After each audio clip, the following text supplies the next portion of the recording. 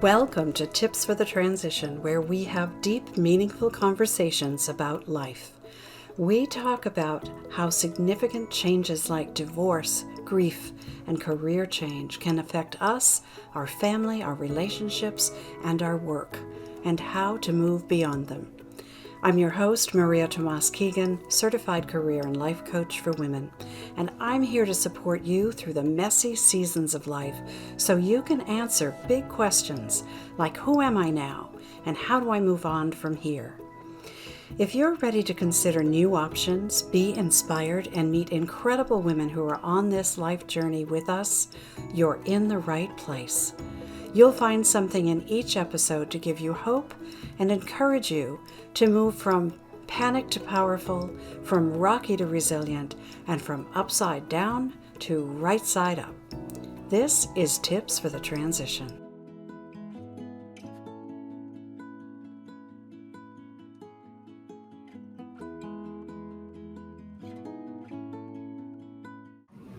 Hello, everyone. Thank you so much for joining us on today's podcast. I'm Maria Tomás-Keegan, your host, career and life coach for women.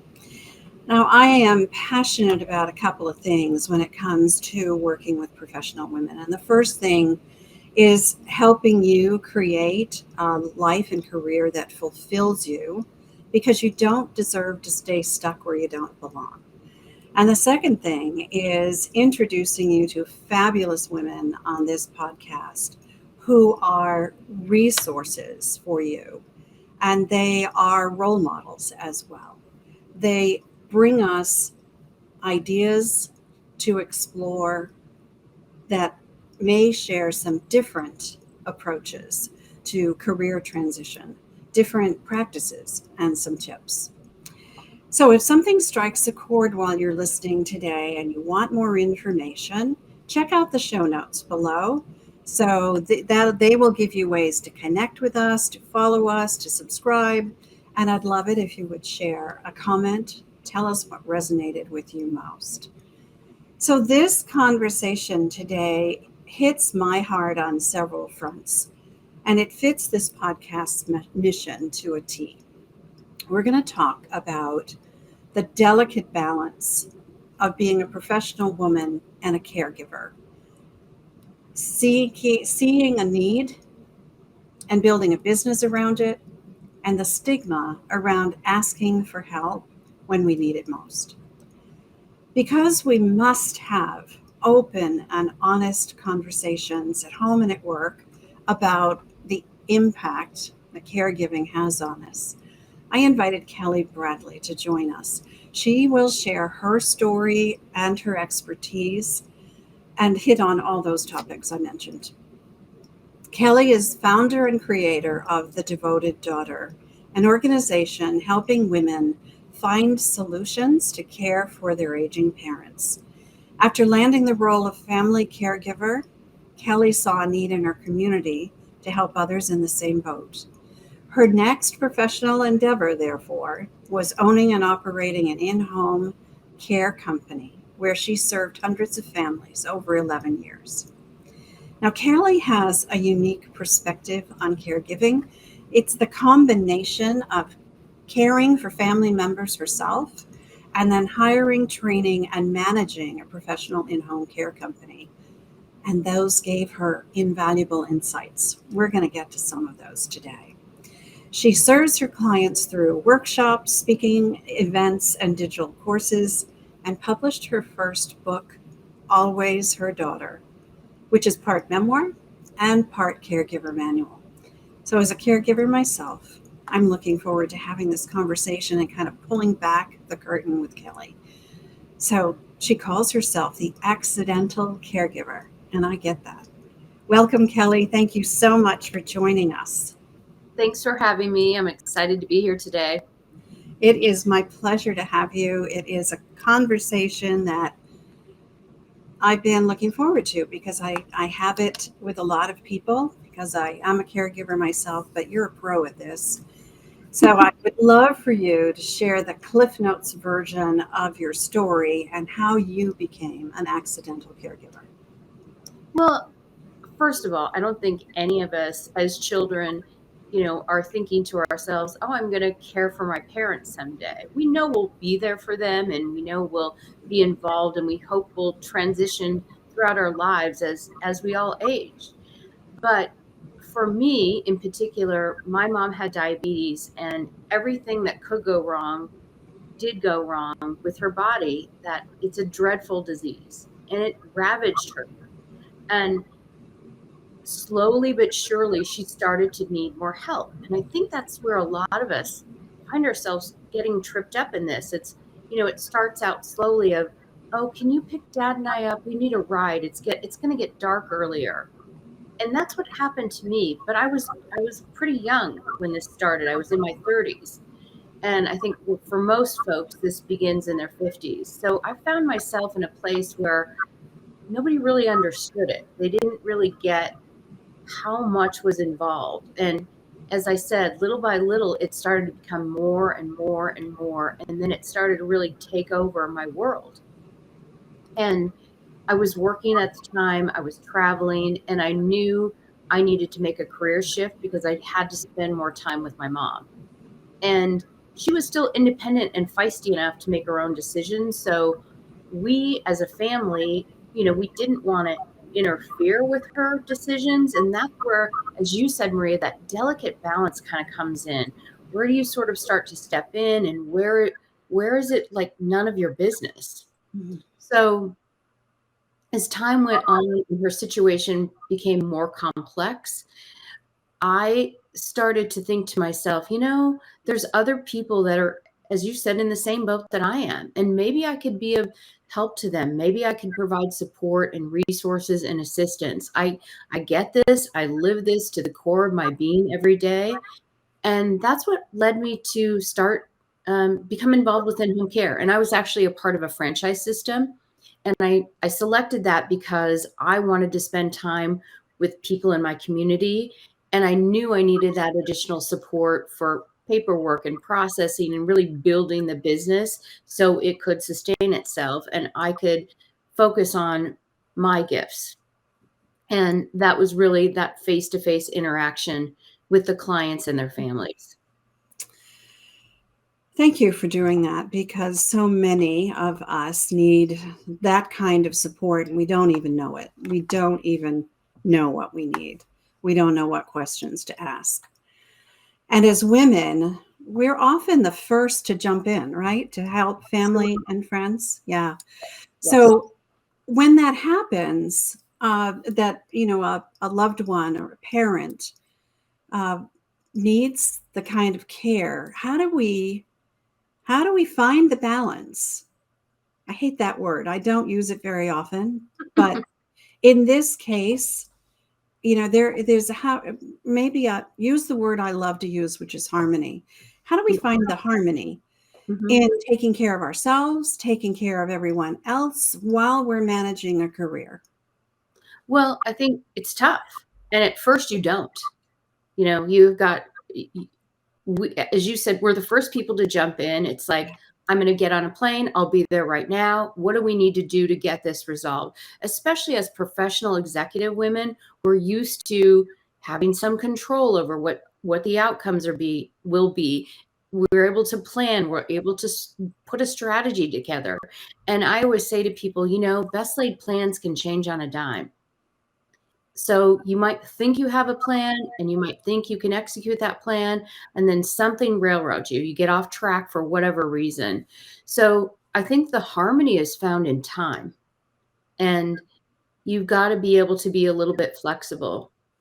The other thing that's important is oftentimes there's one person in the family that takes on the role of lead caregiver, and many times it's the oldest daughter in the family.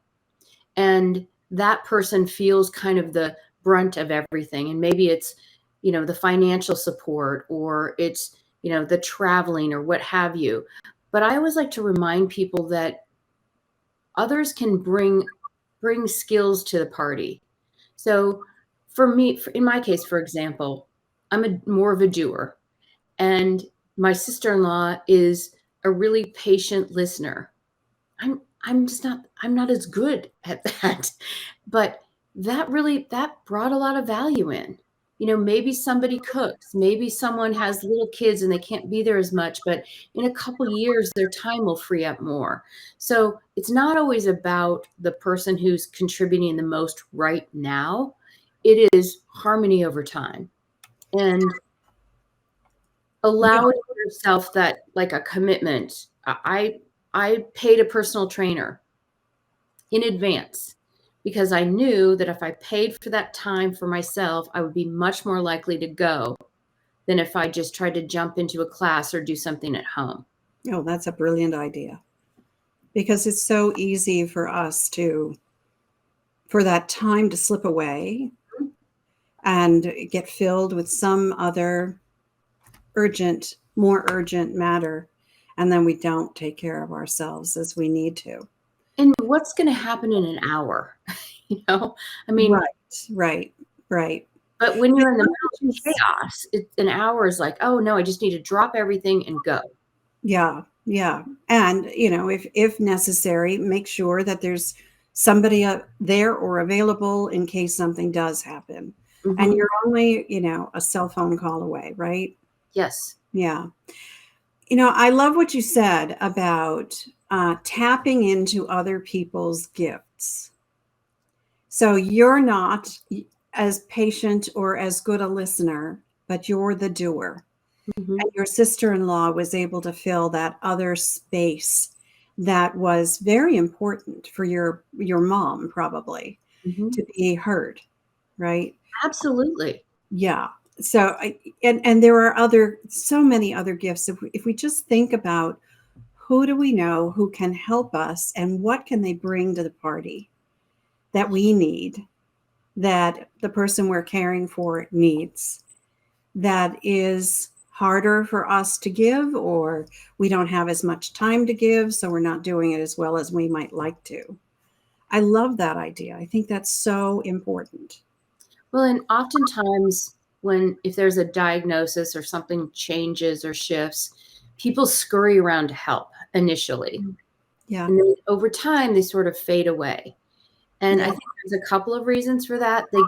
They get busy with their own lives. It's not intentional, so that it's not as top of mind for them. And B, I think they become uncomfortable and they don't know how to approach the person that needs the help. And they think to themselves, gosh, I offered to help, but that was like a month ago. And so over time, they get more and more uncomfortable and they get further and further away. Right. And so for us, the caregiver, we need to take some responsibility to reach out to those folks who did volunteer to help. Yeah. And say, hey, Julie, you said you'd love to visit with my mom or pop in and bring her dinner. I could really use the help next Tuesday. And, that's uncomfortable for us too. Yeah. And it's so, as humans, I think we don't want to be burdens, right? Mm-hmm. So, as the patient, they don't want to be a burden. We, as the caregiver, we don't want to be a burden.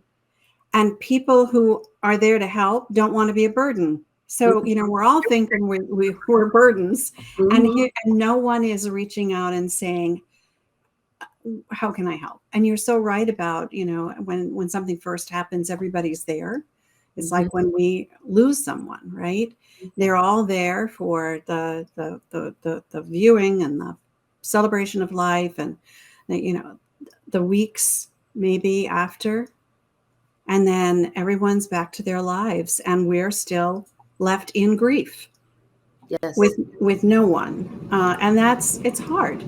And this is the same situation. The fact is, when someone in our lives, very near and dear to us, gets sick, we're grieving. We're in a state of grief, and we also need to be doing stuff, right? And that's another delicate balance. Finding the time to grieve for the loss of things as they used to be, right? Yeah. And we're fixers. We are fixers, yeah. All right, so let's talk a little bit about your experience while operating the in-home care company. I'm sure that you saw a lot of women going through daily struggles. Let's talk a little bit about what you saw and what advice do you have for us? So I think one of the biggest things is that the person calling for support is typically the oldest daughter in the family. That, we always, a majority of our marketing and our outreach was to that person, because 9 times out of 10, it was that individual who was going to be calling and reaching out for help. It wasn't the person who needed the help. And that is a big bugaboo, because your parents may agree to the help and recognize that they need the help, but it's tough for them to have somebody coming into their home. And the sooner you can get them accustomed to having somebody come into the home, the better. And that's where it's really important for families and in-home care companies alike to realize that this is a partnership.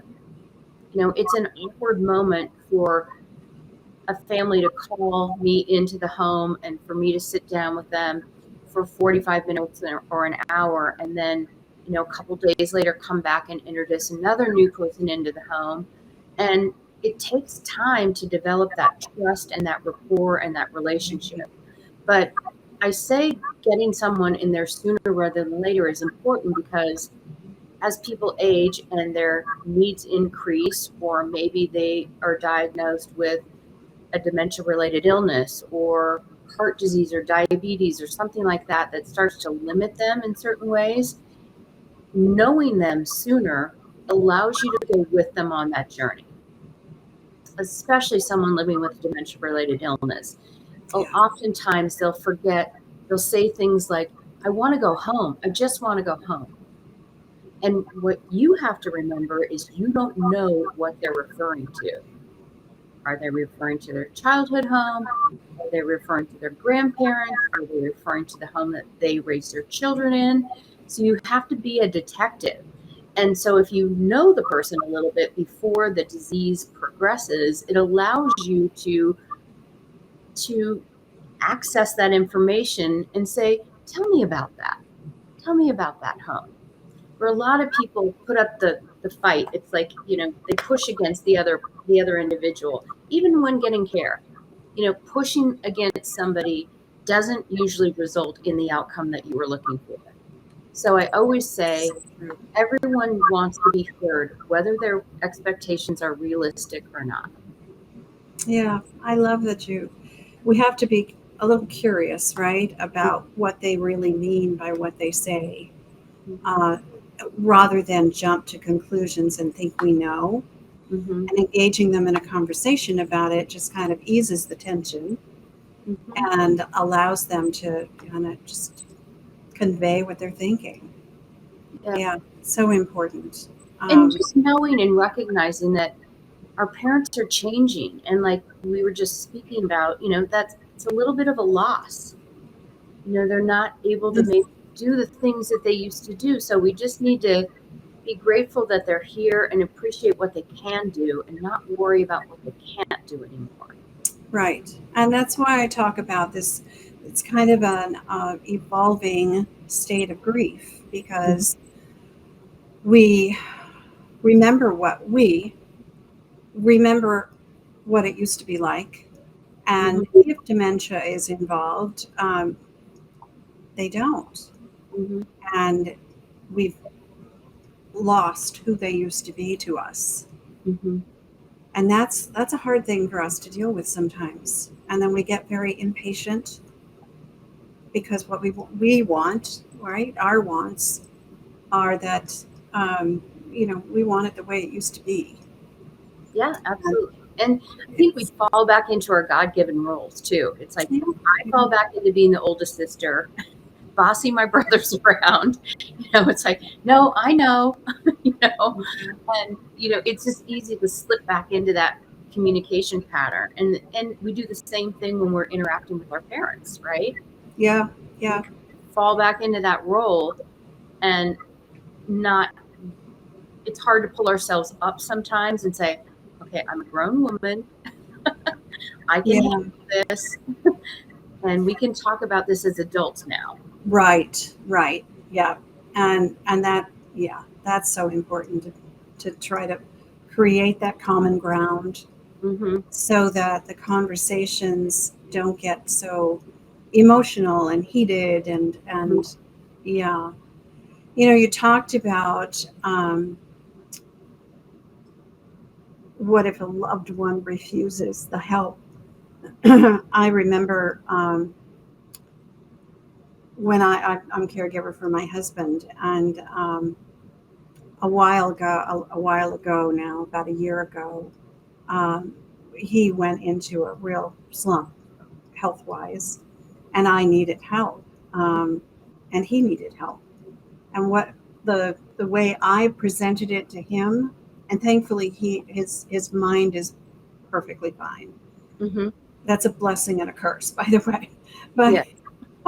um, the way I explained it to him was that he didn't need the help; I needed the help, Mm-hmm.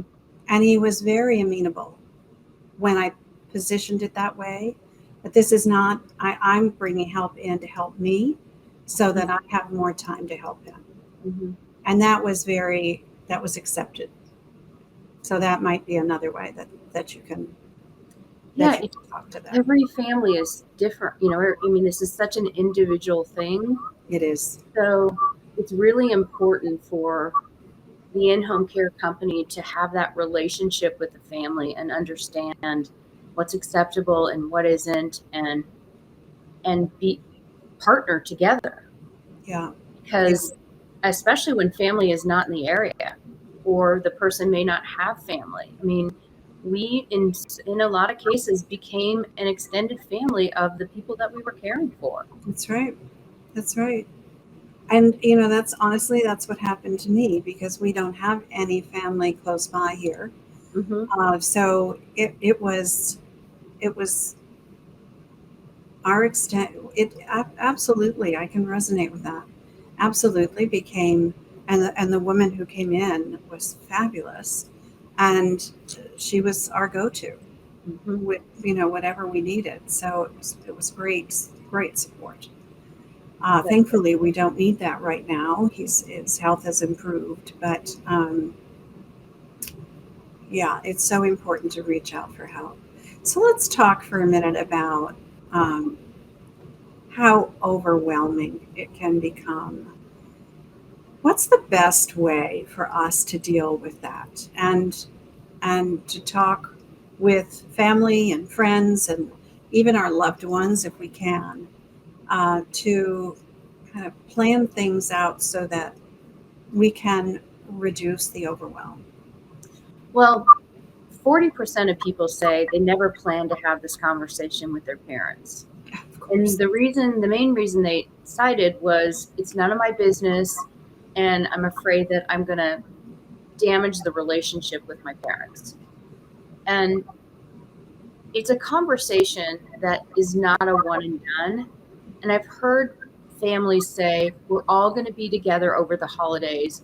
Let's just sit down and talk to mom and dad. And that feels like an ambush to me. So, really, I think reducing the overwhelm starts with having small conversations and doing what I call landing the plane, which means you just ask a question and become silent and let them talk and start to figure out, you know, what they're thinking, what their hopes and dreams are, what their wishes are. And as I said earlier, maybe that's not realistic, and that's okay. Maybe a portion of it is and a portion of it isn't. Yeah. But you have to really understand what's behind all of that. And the other thing that is really important about having these conversations is gathering information, because we all think, everybody's busy and doing their own deal and taking care of their own families. But what if something happened to dad when he was on a golfing trip and the first responders called and said, your dad just had a heart attack. Can you tell us what medications he's taking? And you have no idea. So documenting and really sort of building a file of information, which is not always easy because a lot of people are resistant to that. They feel like that information is private to them. But if there's a crisis and it's needed, you want to be able to access it. I mean, it's like any emergency situation, most people don't want to prepare for an emergency. But if these conversations happen in small segments and not all at once, I think it really helps the family understand where their parents are, and it also starts to protect you in case of an emergency. If COVID taught us anything, I mean, I can't even imagine not being able to be in the hospital with my mom and advocate for her. I can't even imagine it. She couldn't advocate for herself. She was way too sick. Right. You know, it's such a brilliant idea, having small conversations, right? The ambush is never a good idea. No. Let me tell you, it's never a good idea. But the small conversations, starting small, gathering information a little bit at a time, and building on that, if you have time. So, there are some circumstances where you don't, Right. and the a bigger conversation, hopefully not an ambush, but a bigger conversation may need to be had to gather the information sooner rather than later. But if you have time to plan, then I love the idea of these, having just small conversations and kind of finding out what their hopes and dreams and wishes are for the inevitable. We're all going to get there in one way, shape, or form. Mm-hmm.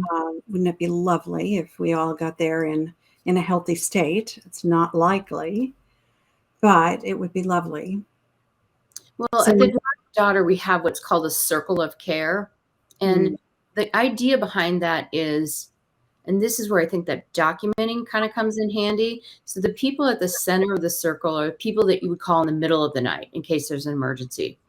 And then as you move out from that, there are people that you interact with. There's neighbors, there's physicians, there's the postmaster, there's the person at the grocery store.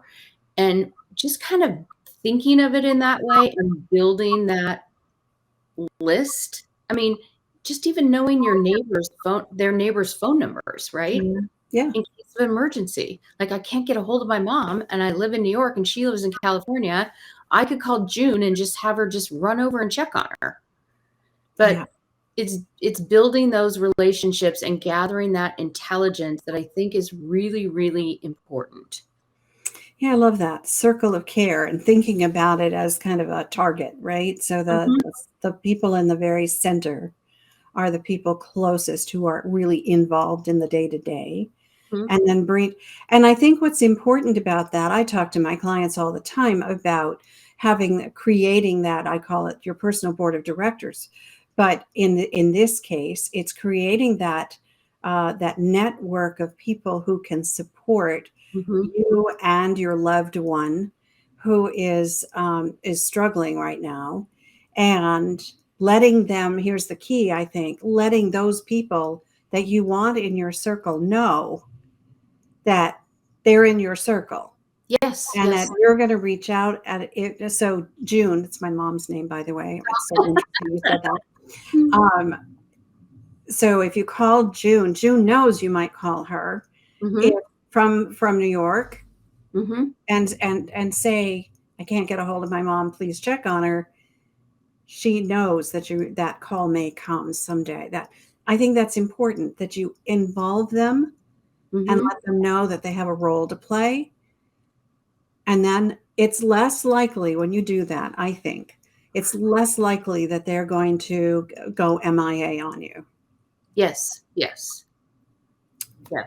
And sometimes it's interesting because in my mom's circle, she had a lot of friends and she was very social and lots of doctors.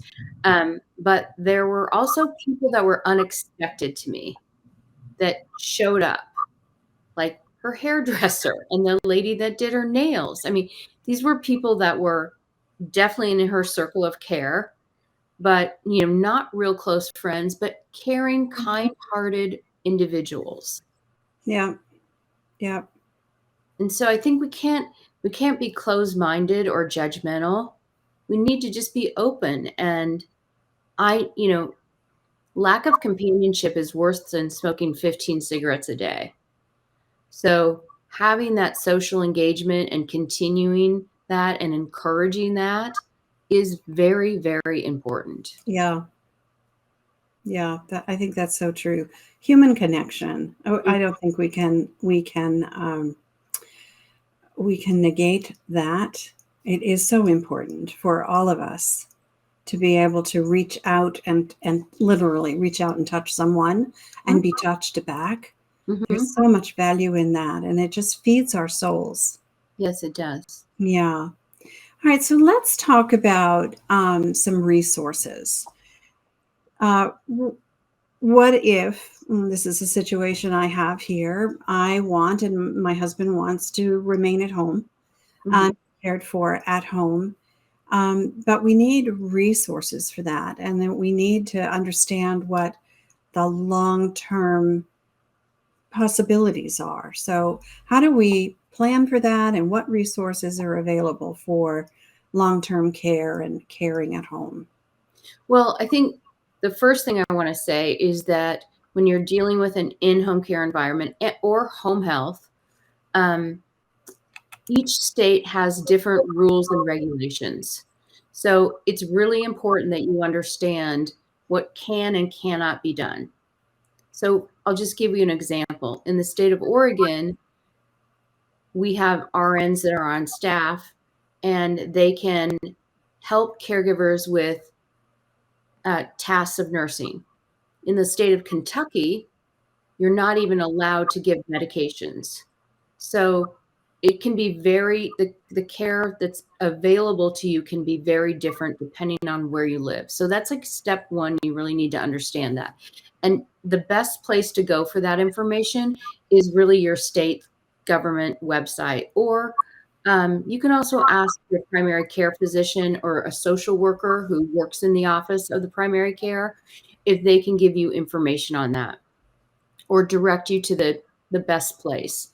If an individual is a veteran, there are VA benefits available for in-home care or long-term care, and it's a process. So I always tell, and it works in a similar fashion to Medicaid. So it's a spend down benefit, but the best place to get information on that is from the VA officer in the county in which your person resides. In-home care can be paid for. It's primarily private pay. There are some benefits, some minimal federal benefits that caregivers can receive. There are also some states now. I think Washington State offers some pretty significant benefits and actually pays the caregiver for their time. So that's something that you could look into at the state level. You've probably seen a lot of ads about the Medicare Advantage programs that are now offering in-home care. And that's something that I would just say read the fine print, because my understanding is the care that's offered in those plans is very limited at this time. So it may be like 3 hours a week or something. It's not a lot. And then there are folks who have long-term care policies, so long-term insurance policy. And that's something that I always remind people to make sure that they have durable power of attorney, so that when they're trying to make these phone calls and get information on these policies, they can actually speak to the person who's giving them the information. Because it's super frustrating when you wait on hold for an hour and a half and then the person says, well, you're Mrs. Smith's daughter, but you need power of attorney or I can't speak to you. Those policies also they vary widely. So it's important to get a copy of the policy and read it and know what you're dealing with. And those are the primary funding. And there are other smaller grants that could be available in cities or towns or what have you. And then just purely on kind of a social level, there are like senior centers or community centers that can offer support or guide you or point you in the right direction. But I think you want to, whoever you're bringing into your home, you want to vet them appropriately and make sure that this person has the skills that you need. They've got the integrity, and that your individual is going to be safe at home. Yeah, absolutely. So I think the bottom line of all of that is do your research. Yes. And the sooner you do it, the better off you'll be. If you foresee this coming, it's the best time when there is no pressure. Mm-hmm. It's the best time to explore the options. If you kind of get a sense that this could be where you're headed, and very often we don't do that. We don't prepare in like that. So when it is upon you and you know that you're going to need these, still do the research, because it's so important to know, your point about long-term care policies, they do vary widely. And we have one for my husband, and I tried to access it when about a year ago when he was not doing well, and it was a difficult. Some things came up that I wasn't aware of, Mm-hmm. that they would not cover until 120 days went by, Right. and it's not 120 calendar days. It's I won't go into the details, but we were surprised Mm-hmm. that the policy didn't cover what we thought. Mm-hmm. So yeah, be careful and do the research, and research the people you're bringing in really carefully, really Yep. carefully. This is so. Nobody wants to have this conversation. It's a tough conversation to have, and the last thing I want to touch on here is the importance of having the conversation at work, so that the people in your leadership team understand what you're going through, so that they can also be supportive. Yeah, because often we create these silos in our lives, right? And we keep this caregiving role very private, Yeah, very close to the vest. And especially people who have a difficult or challenging relationship with the person they're caring for. yeah, And a lot of people just don't want to go into all that at work. right, So right. it's uncomfortable. Yeah, yeah. But the conversations, once you have them, once you kind of open the floodgates a little bit, they become easier to have. And keeping this to yourself, struggling in silence Mm-hmm. while you're a caregiver and you're not letting anybody at work know what's going on, and your work suffers as a result, there's no space, right, for them to understand until you tell them. So And so that's many others are going through the same thing. yes, yeah, I think, the person who has the courage to maybe, share will hopefully be able to help the next person yeah, feel comfortable in sharing or opening up. yeah. It's important to have these conversations. All right, Kelly, we end every episode with our segment on my guests' best tips and strategies for their area of expertise. That's why we call this show Tips for the Transition. So let's start with your first tip. What is it? So it's really, I said this during our conversation, but everyone wants to be heard. So landing the plane and listening, no matter how difficult it is vitally important. Yeah. It's communicating, right? Mm-hmm. It's leaving the channels open, Mm-hmm. asking probing questions, and listening for the answers. Love that. All And right. showing up without judgment. Yeah. Oh, yeah. Yeah. Mm-hmm. So important. Mm-hmm. Okay. What's your next one? Start the conversation sooner rather than later.